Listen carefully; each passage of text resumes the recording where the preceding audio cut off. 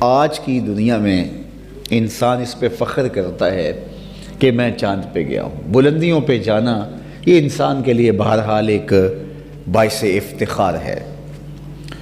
یہ جو چھلانگیں لگاتے ہیں اور اچھلتے ہیں تو اگر کوئی باقیوں کی نسبت تھوڑا سا اونچا اچھل لے تو وہ بھی ناز کرتا ہے کہ میری چھلانگ اونچی ہے، اور جو چھلانگ لمبی لگا لے تو وہ بھی فخر کرتا ہے کہ میری چھلانگ باقیوں کی نسبت سے لمبی ہے۔ تو یار کوئی اچھل لے، بعد میں ٹانگ چاہے توڑا بیٹھے، لیکن جو اچھل لے لوگوں سے، اچھل کے اوپر چلا جائے، وہ بھی ناز کرتا ہے میں سب سے اوپر اچھلا ہوں۔ تو پھر انسان کی طبع میں یہ چیز رکھی گئی ہے کہ وہ بلندی کو، چاہے مادی بلندی ہو، چاہے فکری بلندی ہو، چاہے اس کی جو ہے وہ مال و دولت کے اعتبار سے عروج ہو، علم و فہم کے اعتبار سے اس کا عروج ہو، منصب داری کے اعتبار سے اس کی بلندی ہو، اس پر انسان فخر کرتا ہے۔ تو پھر جو چاند پہ چلے گئے ان کا فخر تو بجا ہے، اور آج بھی وہ اپالو 11 کو انہوں نے سنبھال کے رکھا ہوا ہے ناسا میں۔ وہاں وہ لوگ جاتے ہیں، تو ہم بھی جب گئے تو ہم نے کہا ہم بھی اسے دیکھیں گے، اور وہاں میلہ لگا ہوا تھا کہ، اور یہ ان کے لیے اعزاز ہے اور ان کے لیے فخر ہے کہ جناب ہم اس کے اوپر بیٹھ کر کے جو ہے وہ چاند کی چھاتی کو روند کے آئے ہیں۔ تو وہاں انسانیت کا فخر ایک اعتبار سے سارا فخر سے بلند ہوتا ہے کہ انسان نے جو ہے وہ چاند کی چھاتی کو روندا ہے۔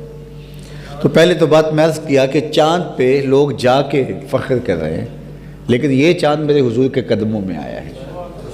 چاند پر پہنچ جانا حقیقت صحیح، مان لیا چاند پر پہنچ جانا حقیقت صحیح، چاند قدموں میں لانا بڑی بات ہے۔ اور دوسری بات پھر میرے اور آپ کے آقا و مولا وہاں گئے ہیں جہاں انسانی تخیل کی پرواز بھی نہیں ہے۔ اچھا، بات نتیجے کی طرف میں آپ کے سامنے رکھنا چاہتا ہوں کہ اتنی بلندیوں پہ کروڑوں اربوں روپے خرچ کرنے کے بعد جو لوگ چاند پہ گئے ہیں، واپس پلٹ کے آئے تو فخر و مباحات کیا، پوری دنیا پہ دعوتیں کی، ملک و ملک گھومے، دنیا نے ان کو تکریمات دی، استقبالیہ دیے گئے، اعزاز و تکریم، پروٹوکول، بہت کچھ ملا کہ یہ ہیں وہ لوگ جو چاند پہ گئے تھے۔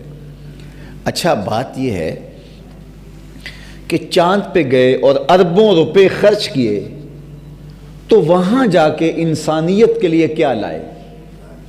یہ کسی ملک کا فخر ہو سکتا ہے کہ وہ چاند پہ گئے، فخر تو ہو سکتا ہے، کسی فرد کا فخر ہو سکتا ہے کہ وہ چاند پہ ہو کر کے آیا ہے، لیکن بات یہ ہے کہ نتیجہ کیا ہے؟ وہ چاند پہ اگر گیا ہے، مان لیا اس کو، وہ انسانیت کے لیے کیا لے کر آیا ہے؟ فخر کرنا کہ میں چاند سے ہو کے آیا ہوں، یہ ایک اور بات ہے۔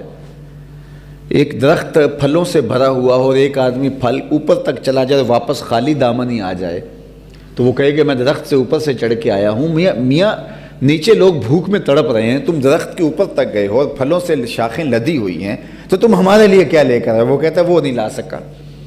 چاند پر گئے تو انسانیت کے لیے کیا لے کر آئے؟